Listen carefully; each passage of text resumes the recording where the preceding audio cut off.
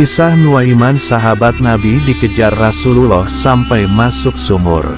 Kisah sahabat Nabi Nuaiman memang banyak lucunya karena tindakannya yang konyol. Pada suatu ketika, ia dikejar Rasulullah dan bersembunyi ke dalam sumur. Suatu hari Rasulullah pernah kedatangan para tamu yang ingin mengenal lebih dekat tentang agama Islam.